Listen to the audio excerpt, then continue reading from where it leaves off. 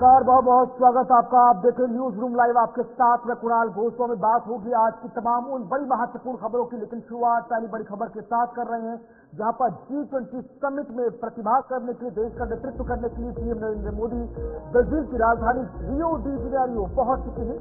तो ब्राजील के Rio de Janeiro पहुंचे हैं पीएम नरेंद्र मोदी, जहां पर आज से G20 समिट का आगाज हो रहा है। आज 19वें G20 समिट की शुरुआत होने जा रही है। इस साल की G20 समिट को ब्राजील होस्ट कर रहा है। बीते साल भारत ने इसको होस्ट किया था और 2022 में इसे मलेशिया के द्वारा होस्ट किया गया था। तो आज का दिन वैश्विक समुदाय के लिहाज से काफी महत्वपूर्ण, क्योंकि आज विश्व के 30 बड़े देशों के जो प्रतिनिधि हैं वो एक ही छत के नीचे भविष्य के ज्वलंत मुद्दों, जरूरतों और उनकी उपयोगिता को लेकर विचार विमर्श करते हुए नजर आएंगे। तो बड़ी अपडेट आपके सामने, जहां पर G20 समिट में शामिल होने के लिए आप देखिए ब्रसेल्स के अंदर प्रधानमंत्री नरेंद्र मोदी पहुंचते हैं। पिछले साल भारत ने इसकी मेजबानी की थी और इसलिए प्रधानमंत्री नरेंद्र मोदी को यहाँ ट्रॉइका सदस्य के रूप में शामिल किया गया है। और नाइजीरिया के दौरे के बाद प्रधानमंत्री Narendra Modi Rio de Janeiro पहुंचे और इस वक्त आप देखिए 3 देशों की ही यात्रा पर है। और साथ ही साथ लगातार बताते चले कि एक्सपोर्ट भी किया गया, जिसमें आभार वो जताते हुए नजर आए हैं। लेकिन फिलहाल इस सम्मेलन के एजेंडे को आकार देने में महत्वपूर्ण भूमिका यहाँ पर अफ्रीका के साथ जो G20 सम्मेलन होने वाला है ये निभाने वाला है। भारत ने ब्राजील को अध्यक्षता सौंपी है और ब्राजील के जो राष्ट्रपति है उन्होंने सरकार शिखर सम्मेलन का ध्यान यहाँ ग्लोबल साउथ की प्राथमिकता पर बनाए रखना वो चाहती है। इस पर चर्चा हो सकती है। अब ब्राजील के बाद यह दक्षिण अफ्रीका अगले संस्करण की मेजबानी करेगा। और एजेंडा की अगर बात करेंगे कि G20 सम्मेलन जो हो रहा है इसका मोट एजेंडा किस तरह से रखा गया है, तो बताते चले कि प्रधानमंत्री ने कहा कि पिछले साल भारत की सफल अध्यक्षता ने G20 को जनता का G20 बना दिया है। हमने ग्लोबल साउथ की आवाज को इसमें शामिल किया है और पृथ्वी एक परिवार एक भविष्य के दृष्टिकोण के अनुरूप सार्थक यहाँ पर चर्चा है। कुछ तस्वीरें आपके सामने है जो बेहद खास है।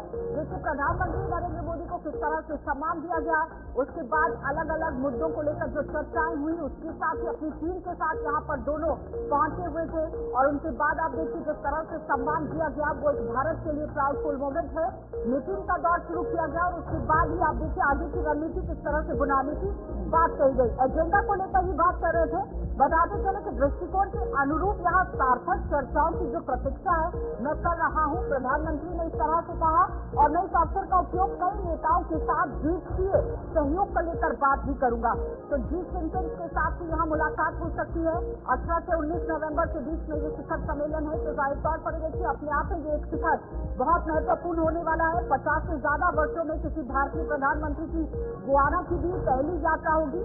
लेकिन उसके पहले यहाँ पर जो बाइडेन पहुंचेंगे, क्लिंटन भी पहुंचेंगे और प्रधानमंत्री ऑलरेडी पहुंच चुके। तो 5 तस्वीरें आपकी टीवी स्क्रीन पर सबसे ऊपर देखिए। ब्राजील में पीएम नरेंद्र मोदी पहुंचे, जहां पर ब्राजील के रियो डी जेनेरियो का स्वागत हुआ। ये तस्वीरें बीते दिन की गवाह है कि किस तरह का सफल निर्णायक दौरा प्रधानमंत्री मोदी का नाइजीरिया का रहा। ऊपर की तस्वीर वहां के राष्ट्रपति आबुआ के साथ जो बता रही है, उसके नीचे आप देखिए मेमोरेंडम ऑफ अंडरस्टैंडिंग को साइन करते हुए जो ऊर्जा, फार्मास्यूटिकल जैसे मुद्दों को लेकर भारत और नाइजीरिया के बीच में तीसरी बीच की जो तस्वीर है वो गार्ड ऑफ ऑनर के तौर पर जब पीएम नरेंद्र मोदी का स्वागत नाइजीरिया की राजधानी में किया गया। इसके अलावा ऊपर की तस्वीर मुलाकात थी और जो 5वीं महत्वपूर्ण तस्वीर है वो तब की है जब नाइजीरिया के सर्वोच्च सम्मान के साथ पीएम नरेंद्र मोदी को सम्मानित किया गया। तो कमांडर ऑफ द नाइजर के रूप में पीएम नरेंद्र मोदी को सम्मानित किया गया। ये काफी गौरवशाली पल रहा। इस दौरान पीएम नरेंद्र मोदी काफी भावुक नजर आए और उन्होंने कहा कि ये सम्मान सिर्फ मोदी का सम्मान नहीं है, ये हिंदुस्तान के 44 करोड़ लोगों का सम्मान है जो नाइजीरिया की तरफ से मोदी जी को मिला है। इसके अलावा ये 4 बड़ी महत्वपूर्ण तस्वीरें। पहली तस्वीर पीएम नरेंद्र मोदी के रियो डी जेनेरियो में आगमन की, जहां पर उनका स्वागत सत्कार किया गया। उसके अलावा भव्य स्वागत गरबा करती हुई भारतीय प्रवासी महिलाएं पीएम नरेंद्र मोदी का सांस्कृतिक पारंपरिक रीति रिवाजों के साथ स्वागत करती हुई। इसके अलावा मंत्रोच्चारण के साथ उनका स्वागत हुआ और ये अपने आप में बेहद खास तस्वीरें हैं नीचे की 2, क्योंकि आप देखिए विदेश की धरती पर विदेशियों द्वारा भारत के जो तमाम वेदों में मंत्रों उच्चारण का जहाँ जिक्र होता है उन मंत्रोच्चारण को ना सिर्फ आत्मसात करना बल्कि उनको बिल्कुल उस बीच में एक बहुत महत्वपूर्ण बात हुई जिसमें भारत में जो G20 सम्मेलन हुआ वो सबसे अच्छा था। भारत ब्राजील चैम्बर के निदेशक ने जमकर ये तारीफ की है। तो ये भारत के लिए अपने आप में बहुत खास बात है और खास महत्वपूर्ण तौर पर आप देखिए इस क्षण को देखा जा सकता है, क्योंकि लगातार कई मुद्दों पर चर्चा यहाँ पर होने वाली है। पीएम का जिस तरह से यहाँ पर स्वागत हुआ वो भारत के लिए खास है। तो भारत और ब्राजील के बीच में व्यापार की जो अपार संभावनाएं हैं वो कहीं ना कहीं बन रही है। इससे पहले आपने देखा नाइजीरिया के अंदर लगातार व्यापारिक मुद्दों को लेकर चर्चा हुई और देखने की कोशिश हुई कि कूटनीति के तौर पर किस तरह से आयात पर निर्यात पर यहाँ पर काम चल सकता है, क्योंकि फार्मास्यूटिकल को लेकर बात हो रही थी, ऊर्जा के क्षेत्र को लेकर बात हो रही थी, तेल और गैस को लेकर बात हो रही थी। तो कई तरह के मुद्दे आज ब्राजील के अंदर भी गिनाने की कोशिश होगी, क्योंकि यहाँ आपको ये बताना बहुत जरूरी है कि भारत ब्राजील जो चैम्बर ऑफ कॉमर्स है उसके कार्यकारी जो निदेशक है लियोनार्डो ने अनाडा जो गॉम्स थे, उन्होंने कहा कि अभी भारत और ब्राजील के बीच में सालाना 15 अरब डॉलर का व्यापार होता है और हमारे हिसाब से यहाँ अभी जो शुरुआत है बढ़ भी सकता है। नाइजीरिया के राष्ट्रीय पुरस्कार grand commander of the order of the niger से सम्मानित किए जाने पर मैं आपका नाइजीरिया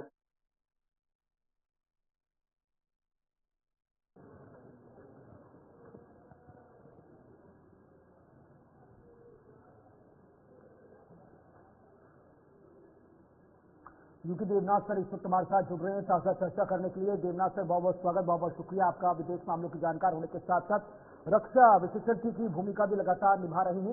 किस तरह से कितनी महत्वपूर्ण मुलाकात आप समझ रहे हैं? अब एक एक करके तमाम खास मेहमानों के रियो डी जेनेरियो पहुंचने का सिलसिला जारी है। इटली की पीएम मेलोनी हो, चाहे अमेरिका के राष्ट्रपति जो बाइडेन, चीन के राष्ट्रपति शी जिनपिंग, सभी एक एक करके इस वक्त एक ही छत के नीचे होंगे और अब तक कुछ ही देर के बाद विश्व के 20 बड़े नेता भविष्य की चुनौती और जरूरतों पर चर्चा करते नजर आएंगे। देवनाथ सर।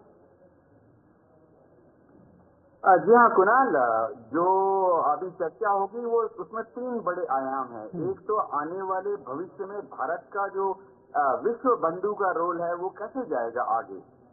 भारत जो है बहुत कोशिश कर रहा है कि हम ना सिर्फ G7 के बड़े देशों के साथ मिलकर आगे बढ़े, हम ऑलरेडी दुनिया के 5वीं सबसे बड़ी जीडीपी वाले देश हैं।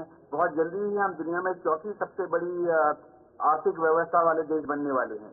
तो हमें कदम से कदम मिलाकर आगे जाना पड़ेगा दुनिया के बड़े देशों के साथ और दुनिया के उन देशों के साथ जो कि अभी भी डेवलपिंग कंट्रीज हैं, जो कि दुनिया के डेवलपमेंटल इंडेक्स में थोड़ा पीछे रह गए हैं। हम आमतौर पे ग्लोबल साउथ शब्द का इस्तेमाल करते हैं। दुनिया के ऐसे देश जो कि समझिए लैटिन अमेरिका में हैं, अफ्रीका के देश हैं या साउथ ईस्ट एशिया के भी काफी सारे देश हैं। भारत बहुत कोशिश कर रहा है कि G20 समिट के दौरान इस तरह की एक व्यवस्था की जाए कि दुनिया के जो उन्नत देश हैं, डेवलप्ड देश हैं, वो अपने रिसोर्सेज को, खासतौर से जो टेक्नोलॉजिकल नो हाउ है उसको शेयर करें दुनिया के उन देशों के साथ जो टेक्नोलॉजी की दौर में थोड़ा सा पीछे हट गए। एक और जो इस दौर के दौरान होने वाली है। हाँ बोलिए, अपनी बात पूरी कीजिए पहले।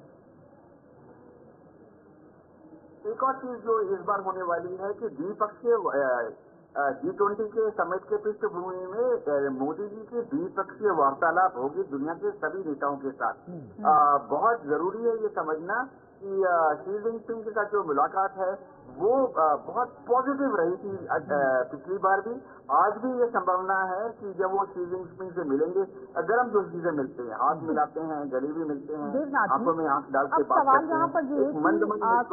फाइनेंस को लेकर बात हो रही है, दूसरी तरफ आयात को लेकर बात हो रही है। और आयात को लेकर अगर हम बात करें तो लगातार आप देखिए ब्राजील के अंदर जो निदेशक हैं चैम्बर ऑफ कॉमर्स के, वो कह रहे हैं कि भारत के साथ जो हमारा सालाना जिस तरह से व्यापार को लेकर बात कर रहे थे, वो कह रहे हैं 15 अरब डॉलर का व्यापार होता है, लेकिन अभी संभावना है कि बढ़ भी सकता है। तो उस हवाले से अगर हम देखें तो व्यापार के नए रास्ते भी खुलेंगे। हाँ आशा जी, सबसे शानदार बात मोदी जी के बारे में ये है कि जब भी वो दुनिया में कहीं जाते हैं तो अपने साथ भारत का जो व्यापारी वर्ग है, हमारे जो ट्रेडर्स हैं, इंडस्ट्रियलिस्ट हैं, व्यापारी हैं, उनको साथ में लेके जाते हैं। आज भी उनके साथ हमारे सिटी के जो लीडरशिप है या एसोचैम के जो अधिकारी हैं, एसोचैम के जो लीडर्स हैं वो गए हैं। भारतीय एंटरप्रेन्योर्स जो हैं दुनिया में अपना एक साख है कि वो मेहनती हैं, ईमानदार हैं। तो अब आज जो ब्राजील के चैम्बर ऑफ कॉमर्स के प्रतिनिधियों से बात होगी, सबसे बड़ा मुद्दा होगा कि अगर हमारा आज का व्यापार हम 14 बिलियन डॉलर है तो तुरंत इसको आने वाले निकट भविष्य में 1-2 साल में ही बढ़ाकर 16 बिलियन डॉलर कैसे किया जाए। अब ये तो बात हुई देवनाथ सर पर्सनल स्टेजेस की या निजी विशेषताओं की। एक चीज समझाई तो कि हमने अभी देखा था, अभी G20 चल रहा है, इससे पहले हमने START समिट देखी, ब्रिक्स को हमने देखा, इसके अलावा अन्य जो संस्थाएं हैं, बड़े बड़े समूह हैं, वो लगातार चर्चा कर रहे हैं। ग्लोबल स्टेबिलिटी पर सबसे ज्यादा फोकस किया जा रहा है, यानी कुल मिलाकर जो देशों के बीच युद्ध चल रहा है उसको समाप्त किया जाए ताकि स्टेबिलिटी नजर आए, ग्लोबलाइजेशन की तरफ दुनिया आगे बढ़े। उम्मीद करें कि इस बार फिर से G20 में सबसे बड़ा कोर सेंटर यही रहने वाला है कि इजराइल और हमास, रशिया और यूक्रेन के युद्ध को एकदम समाप्ति की तरफ ले जाया जाए। G20 के मीटिंग में जो दुनिया के शीर्ष जो इंडस्ट्रियलिस्ट नेशन है वो भी जरा चिंतित हैं, क्योंकि इजराइल और हमास का युद्ध अब 13 महीने चल चुका है, 14वां महीना चालू हो गया है। और मोदी जी ने तो हमेशा, जब वो रूस के राष्ट्रपति पुतिन से मिले थे उस वक्त भी, जब वो जेलेंस्की से मिले थे यूक्रेन में तब भी, और सबसे बड़ी बात है कि अब मोदी जी का एक 1-to-1 रिलेशन है नेतन्याहू के साथ। तो मोदी जी ने हमेशा इस बात पर जोर दिया है कि इन युद्धों का समाधान 2 तरीके से निकल सकता है कि उभय पक्ष थोड़ा अपने हथियारों का इस्तेमाल कम करे और उभय पक्ष जो है शांति से बैठकर टेबल पर चर्चा करके युद्ध बंदी की या युद्ध का समाधान ढूंढे। खास बात यह है कुणाल की मोदी जी के इन विचारों को या एडवाइस को दुनिया की जो टॉप शीर्ष लीडरशिप है सीरियसली लेती है। जी देवनाथ जी, एक सवाल आखिरी में आपसे लूंगी, जहां पर दुनिया की हर किसी की नजर आज शी जिनपिंग और प्रधानमंत्री नरेंद्र मोदी की मुलाकात पर टिकी हुई है। कुल मिलाकर अगर कहा जाए कि भारत और चीन के व्यापार को लेकर अगर हम बात करें, जो 2022 में जिस तरह से 135 अरब डॉलर का आंकड़ा छू चुका था, लेकिन अब इस बार अगर आर्थिक साझेदारी होती है तो फिर किस तरह की गुंजाइश हो सकती है? जी हाँ, भारत और चीन दुनिया के 2 ऐसे देश हैं जिनके बीच में व्यापार जो है वो बहुत ही नेचुरल है। इसका कारण यह है कि चीन जो है उसको टेक्नोलॉजी में महारत हासिल है। चीन के पास बहुत बड़ा आर्थिक रिसोर्सेज का भंडार है, वो कहीं पर भी billions of dollars, millions of dollars आसानी से इन्वेस्ट कर सकता है। चीन ने पिछले कुछ सालों में, खासतौर से पिछले 4 साल 3 साल में भारत में कई जगह पर खासतौर से जो हमारे SEZ हैं, इकोनॉमिक जोन्स हैं, उन पर इन्वेस्ट किया है। चीन जो है भारत की तरफ क्यों देखता है, इसका एक बहुत बड़ा कारण है कि भविष्य में, देखिए चीन और भारत में तो कोई दुश्मनी नहीं है, तनातनी है, टेंशन का माहौल है, लेकिन चीन को मालूम है कि अगर हिंद महासागर के रिम पर, अफ्रीका के पूर्वी तट पर और साउथ ईस्ट एशिया में उसे अच्छी तरह से ट्रेड करना है, व्यापार करना है, अपना इंडस्ट्रियल प्लांट बनाना है, तो उसमें भारत उसका बहुत ही मजबूत और नेचुरल पार्टनर है। हमारे पास, भारत के पास जो टेक्निकल मैन पावर है, चीन उसका इस्तेमाल करना चाहता है। बहुत बहुत धन्यवाद फिलहाल जुड़ने के लिए। तो आपने देखा कि ये मेजबानी काफी यहाँ पर महत्वपूर्ण होने वाली है, लेकिन तस्वीरें सीधा आपके सामने, जहाँ पर 19वीं G20 समिट की शुरुआत हो गई है और आप देखिए भव्य स्वागत प्रधानमंत्री नरेंद्र मोदी का किया गया है, गरबा किया गया है, जहां से आप अंदाजा लगा सकते हैं कि किस तरह का स्वागत हुआ है। आगे बढ़ जाते हैं, एक और बड़ी खबर आपके सामने रखेंगे, जहां पर मणिपुर से बड़ी खबर इस वक्त लगातार आप देखिए मणिपुर के अंदर किस तरह से लड़ाई तो छिड़ी ही है, लेकिन भारतीय जनता पार्टी से NPP ने अपना समर्थन यहां पर वापस ले लिया है। इस वक्त की बड़ी अपडेट, बीजेपी राष्ट्रीय अध्यक्ष JP नड्डा को चिट्ठी लिखी गई है और चिट्ठी में राज्य में बढ़ती हुई हिंसा का जिक्र किया गया है। हालात नहीं सुधरने पर समर्थन वापस लेने की ये बात कह ली गई और एक बड़ा फैसला ही इसे देखा जा रहा है। गिरगांव में यहाँ बीजेपी और कांग्रेस दफ्तर के अंदर तोड़फोड़ हुई है और सुरक्षा बलों की फायरिंग में एक की मौत भी हुई है। 3 लोगों के शव मिलने के बाद पूरी तरह से सिचुएशन आपने देखा किस तरह से टेंस वहां पर रही, लेकिन इस बीच में फायरिंग में एक शख्स की मौत भी हुई है। बिल्कुल, तो सहयोगी NPP नेशनलिस्ट पीपुल्स पार्टी ने अपना समर्थन वापस ले लिया है। कुल 5 के आसपास विधायक है, लेकिन बड़ी बात है कि उनके जाने से सरकार अस्थिर नहीं होगी। मौजूदा वक्त में एनसीपी, जेडीयू, कई निर्दलीय भारतीय जनता पार्टी को अपना समर्थन मणिपुर में दे रहे हैं। 60 विधानसभा वाला ये राज्य है, 31 सीटें चाहिए। खुद बीजेपी के पास अपने 32 नंबर हैं। इसके अलावा लगभग 5 से 6 ऐसे जेडीयू के विधायक हैं जो अघोषित रूप से बीजेपी में शामिल हो गए। यानी कुल मिलाकर बीजेपी के विधायकों की संख्या जो 31 नहीं है वो 33 है। यानी कि नो डाउट सरकार को कोई फर्क नहीं पड़ रहा है, लेकिन सांकेतिक तौर पर देखा जाए तो सहयोगी भी नाराज नजर आ रही है कि जिस तरह के कदम इस वक्त भारतीय जनता पार्टी को मणिपुर की हिंसा की आग को शांत करने के लिए उठाए जाने चाहिए थे, वो कदम नहीं उठाए गए हैं। जबकि बीते दिन भी हमने देखा था कि गृह मंत्री अमित शाह जो लगातार मणिपुर को शांत करने के लिए क्लोज हाई लेवल मीटिंग कर रहे हैं, उन्होंने अपने महाराष्ट्र के तमाम जो दौरे थे वो रद्द कर दिए थे। आज की हाई लेवल मीटिंग गृह मंत्रालय में बुलाई गई है जो मणिपुर की शांति को बहाल करने की दिशा में आगे बढ़ेगी। बहरहाल ये खबर निकलकर सामने आई जहां पर एनसीपी ने अपना समर्थन बीजेपी से वापस ले लिया।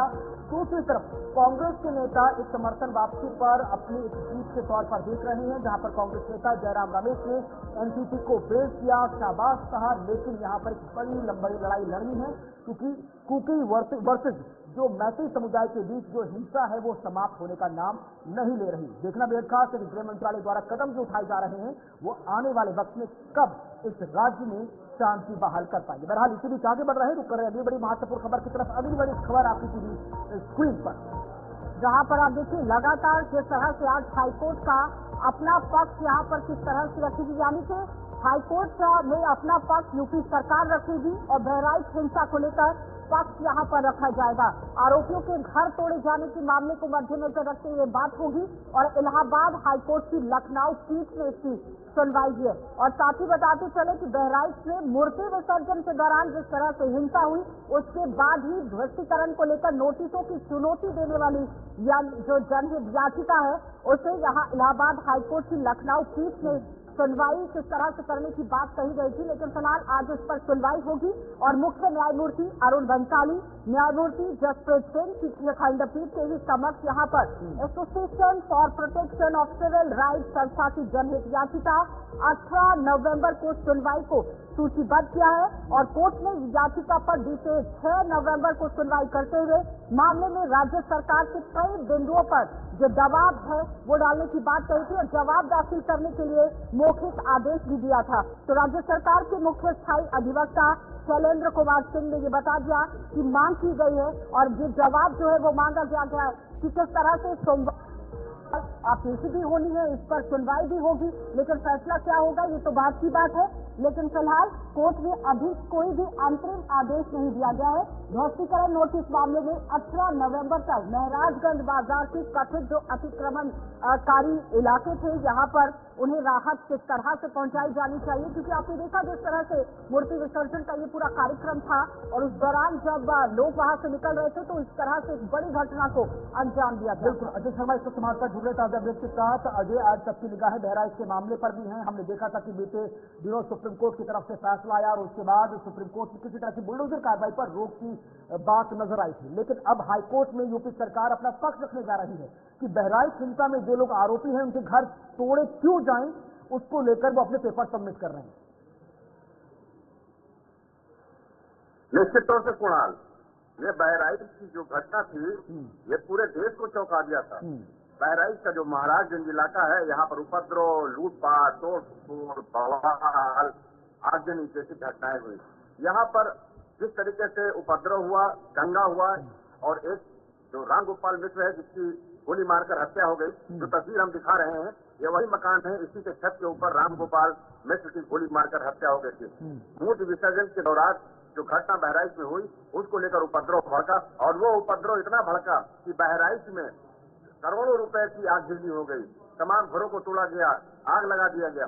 अब उत्तर प्रदेश सरकार इस पूरे मामले पर जब संज्ञान लिया तो बहराइच के जिला प्रशासन ने आसपास के इलाकों के घरों को नोटिस जारी की।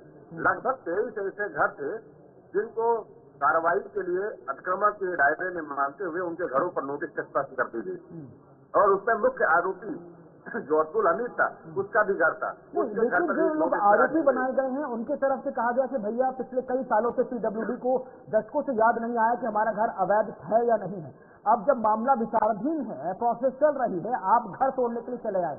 अगर भविष्य में हम आरोपी नहीं साबित होते, बाइज्जत बरी होते और इस बीच हमारा आप घर तोड़ देते तो हम कहाँ जाएंगे? कौन रिस्पॉन्सिबल होगा?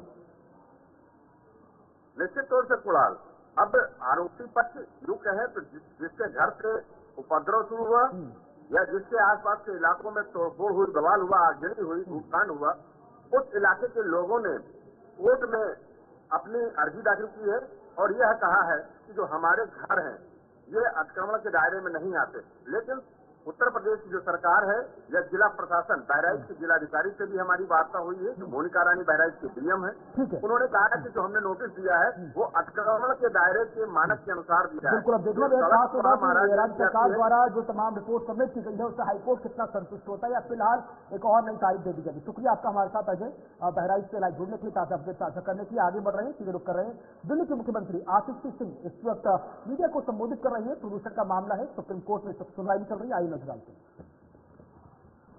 रोज सेंट्रल पोल्यूशन कंट्रोल बोर्ड रोज एक डेटा निकालता है कि किस शहर का कितना पोल्यूशन का लेवल है।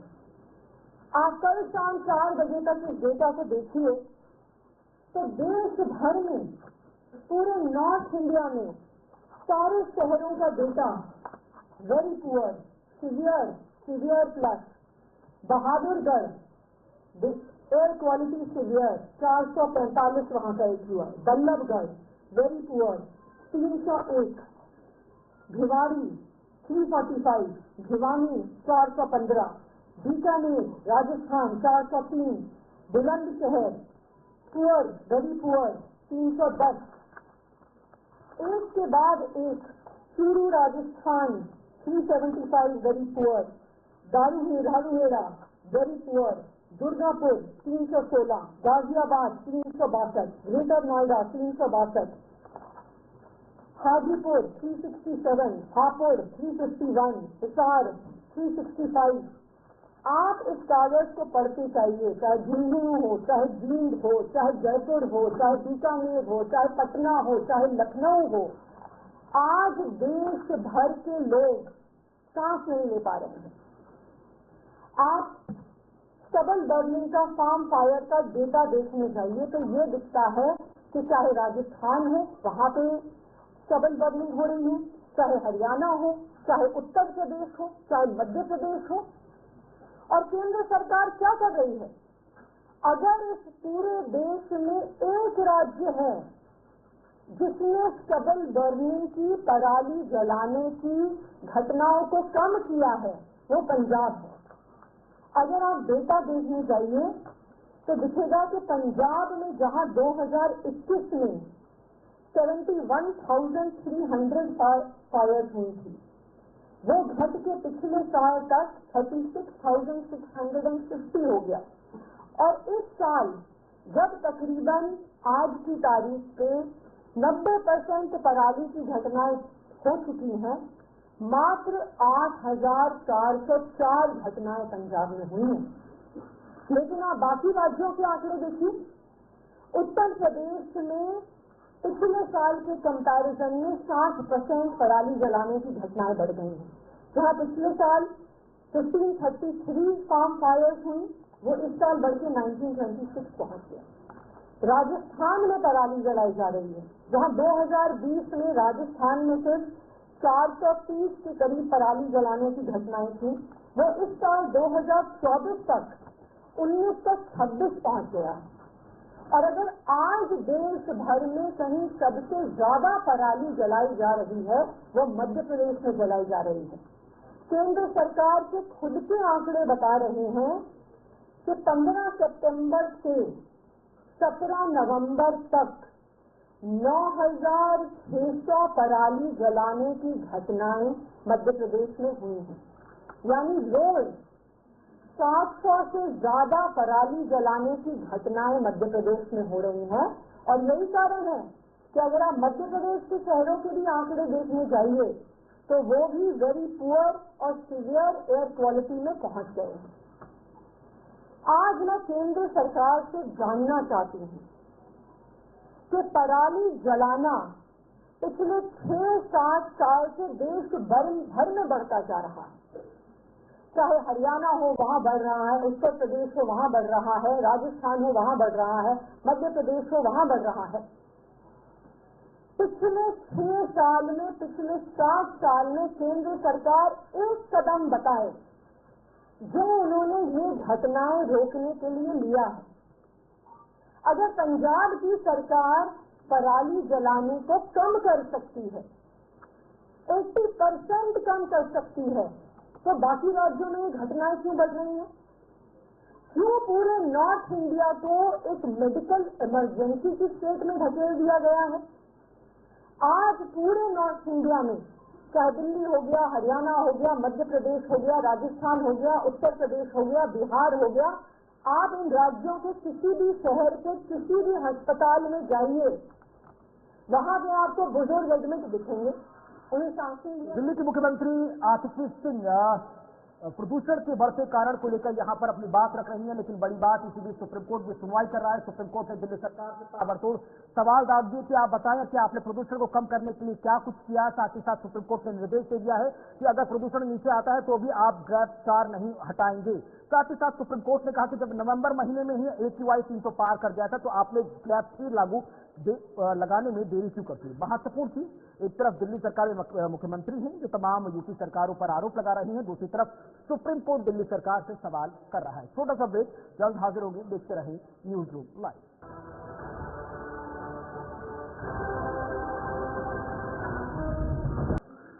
कास्ट सेंसस जो हम तेलंगाना में, कर्नाटक में करवा रहे हैं वो हम महाराष्ट्र में करवाएंगे।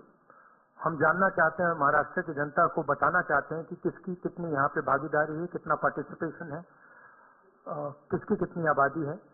हम चाहते थे कि दिल्ली सरकार इसको करे। पार्लियामेंट हाउस में मैंने साफ बोला है, नरेंद्र मोदी जी के सामने बोला है कि हम कास्ट सेंसस करवाएंगे। ये देश के सामने सबसे बड़ा मुद्दा है।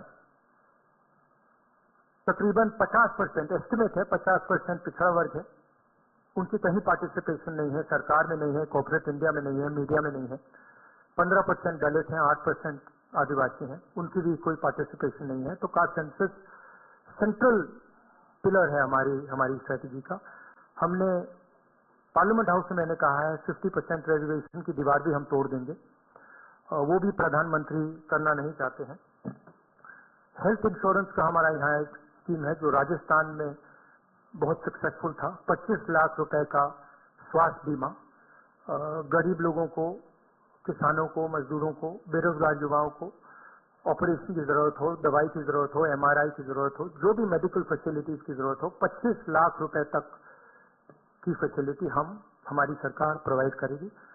और फाइनल जो युवा हैं, जो नरेंद्र मोदी जी की पॉलिसीज ने, नोटबंदी ने, GST ने जिनको बेरोजगार किया है, उनके लिए अनएम्प्लॉयमेंट अलाउंस 4,000 रुपए का मंथली, और 2.5 लाख के सरकारी नौकरियां हैं, उनको हम कमिट कर रहे हैं कि उनको हम आपके हवाले करेंगे। तो ये हमारा प्रोग्राम है। मेन इशू वही है, एक तरफ अदानी जी खड़े हैं, धारावी पे निशाना है, महाराष्ट्र की जो धन है उस पर निशाना है, मुंबई के नेचर को चेंज करने का लक्ष्य है, और दूसरी तरफ हमारे किसान, मजदूर, युवा जो अस्पायर कर रहे हैं, जो सपना देख रहे हैं, जिनका सपना हर रोज महाराष्ट्र की सरकार तोड़ रही है। तो ये लड़ाई है। Thank you. एक एक करके मैं अभी बता रहा हूँ। एक मिनट, अभी आपने बड़ा अच्छा व्यवस्थित रखा। इससे पहले आप सवाल शुरू करें, राहुल जी से मैं आग्रह करूंगा कि आपके सामने कुछ और भी कुछ ऐसा एक सेकंड, वो क्या था, व्हाट वाज द नारा दैट मोदी जी दे, क्या है? एक है तो सेफ है। हाँ, ये देखिए, इधर लाइए मुझे।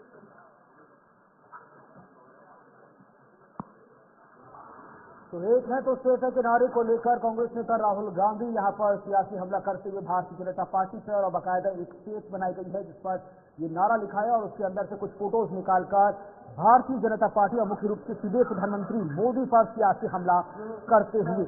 अब देखना भी खास होगा कि इस मामले पर जिस तरह से यहाँ पर प्रेस कॉन्फ्रेंस की गई, साथ ही साथ कांग्रेस नेता राहुल गांधी ने कांग्रेस के इलेक्शन मैनिफेस्टो को भी आम जनता के बीच रखा, इसका कितना असर मतदाताओं पर पड़ता हुआ नजर आएगा। यानी कुल मिला के आज चुनाव प्रचार का अंतिम दिन है और फिर उसी के साथ चुनाव प्रचार आज शाम 5 बजे के बाद समाप्त हो जाएगा और 20 तारीख पर सबकी निगाहें होंगी जब महाराष्ट्र के 288 विधानसभा सीटों पर एक ही चरण में सभी सीटों पर मतदान किया जाएगा। तो जनता कितना इन प्रेस कॉन्फ्रेंस और इन नारों पर विश्वास करती है या वास्तविक मुद्दों के आधार पर ही जनता जनार्दन अपने पसंदीदा उम्मीदवार को वोट करते हुए नजर आए।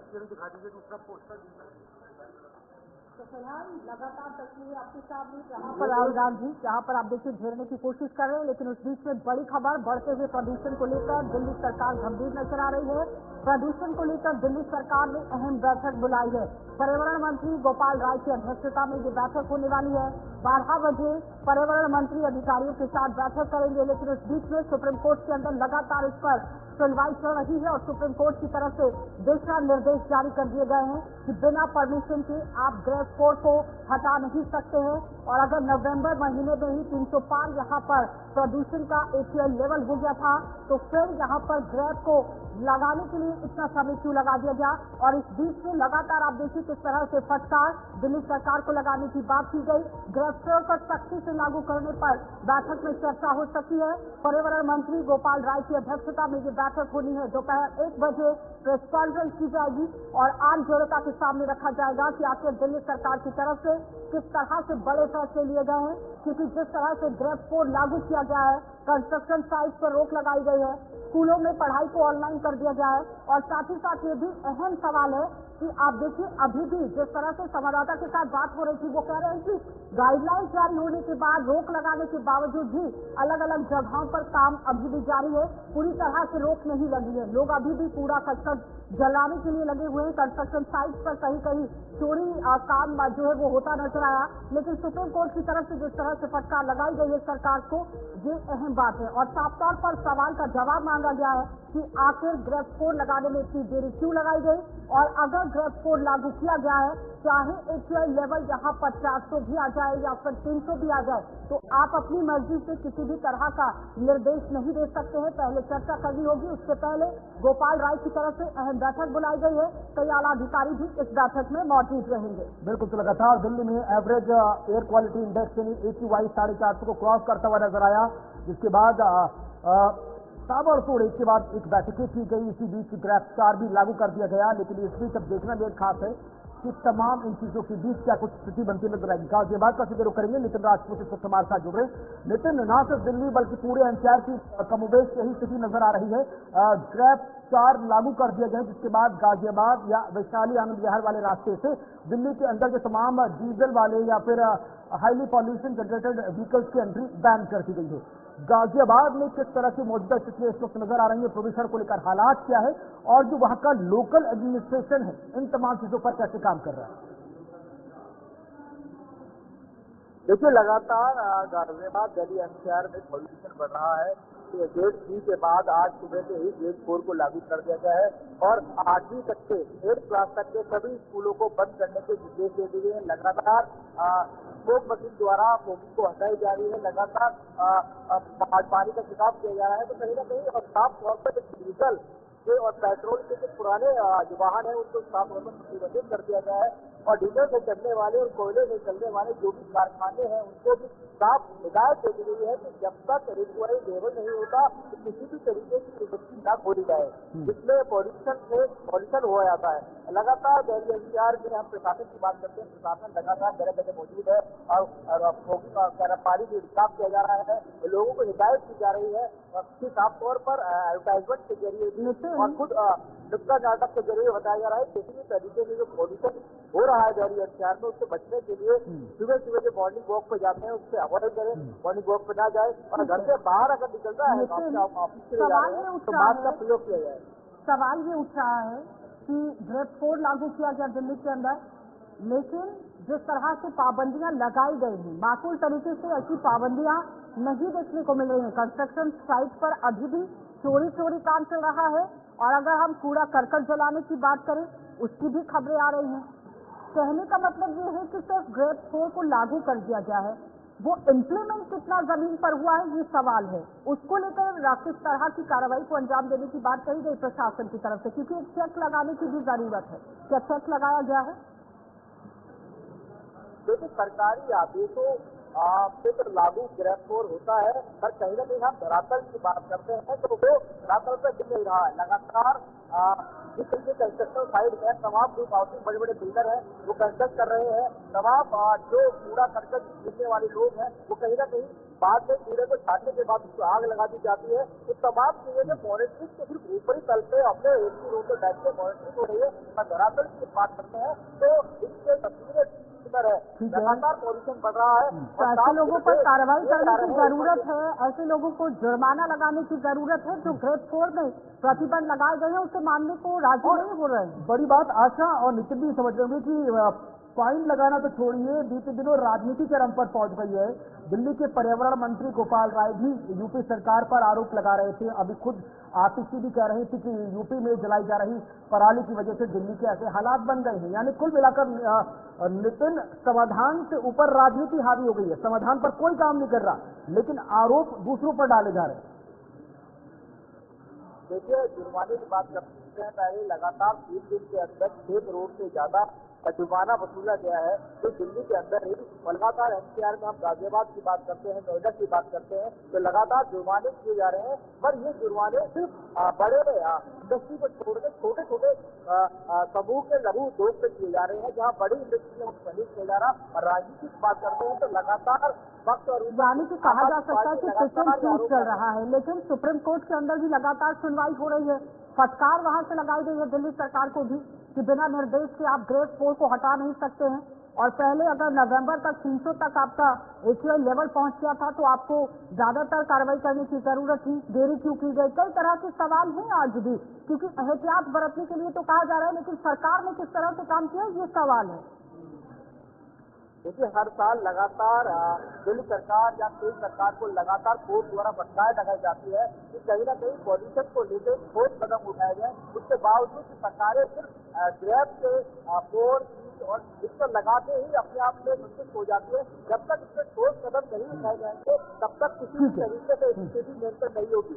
चलिए, शुक्रिया आपका नितिन, हमारे साथ लाइव गाजियाबाद से जुड़ने के लिए, ताजा अपडेट साझा करने के लिए। इसी बीच आगे बढ़ रहे हैं, रुक कर रहे हैं अगली बड़ी महत्वपूर्ण खबर की तरफ। अगली बड़ी खबर आपकी टीवी स्क्रीन पर, जहां पर कैलाश गहलोत पूर्व दिल्ली सरकारी मंत्री आम आदमी पार्टी छोड़ चुके हैं। अब जानकारी की दोपहर तक वो भारतीय जनता पार्टी में शामिल हो सकते हैं। 12:30 बजे के आसपास का समय बताया जा रहा है, जहां पर पूर्व सड़क परिवहन मंत्री जो आम आदमी पार्टी के दिग्गज नेता थे, बीते दिनों उन्होंने आम आदमी पार्टी से किनारा कर लिया। और अब खबर है कि दोपहर 12:30 बजे से 1 बजे के आसपास ये भारतीय जनता पार्टी में शामिल होने जा रहे हैं।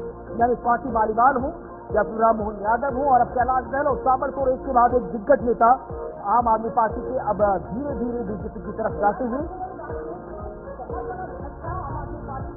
क्योंकि जब विधानसभा चुनाव होने दिल्ली के अंदर 10 सीटें ऐसी हैं जहां पर लगातार कैलाश गहलोत की तरफ से यहाँ पर काम किया गया, लोगों के अंदर वो पहुंचे, उनके मुद्दों को सुलझाने की कोशिश की गई। कुल मिलाकर ये कहा जा सकता है कि काफी तरीके से बढ़त वहां पर बन सकती है कैलाश गहलोत को लेकर।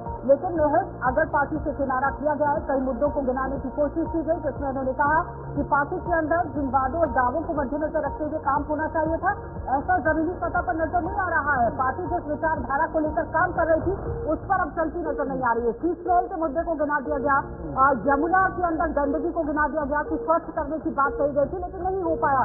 प्रदूषण को लेकर घेरते नजर आए, लेकिन इस बीच में विधानसभा चुनावों के अंदर काफी तरीके से पलट फेर जो है वो देखने को मिल सकता है। देखिए, पिछले कई महीनों से कैलाश जी के ऊपर आप देख रहे होंगे, हर दिन उनको ईडी बुलाया जाता था, उनको आईटी की रेड उनको सामना करना पड़ रहा था, ईडी की भी रेड हुई है। तो उनके पास कोई रास्ता नहीं था, उनको भारतीय जनता पार्टी में ही जाना था। एक चीज इससे क्लियर हो गया कि भारतीय जनता पार्टी दिल्ली का चुनाव हार चुकी है। आज उनके पास कोई मुद्दा नहीं बचा कोई चीज ऐसी नहीं है उनको बताने के लिए। वो दिल्ली के अंदर ईडी और सीबीआई के माध्यम से, इनकम टैक्स के माध्यम से चुनाव लड़ रहे हैं और हम लोग दिल्ली के लोगों के काम करने वाली राजनीति के नाम पे वोट मांग रहे हैं। भारतीय जनता पार्टी पूरी तरह से ये चुनाव हार चुकी है, इस बात का पूरा संकेत इससे मिलता है। मैं एक और चीज तो आपने यहाँ पर देखा दुर्गेश पाठक और फिर उसके बाद अरविंद केजरीवाल तमाम तरह के आरोप लगाते हुए देखना भी खास होगा कि आने वाले वक्त में किस तरह से राजनीति चरम पर जाती है। इसी के साथ न्यूज रूम लाइव में बस इतना ही। वक्त थोड़ी सी ब्रेक का, खबरें आगे जारी रहेंगी।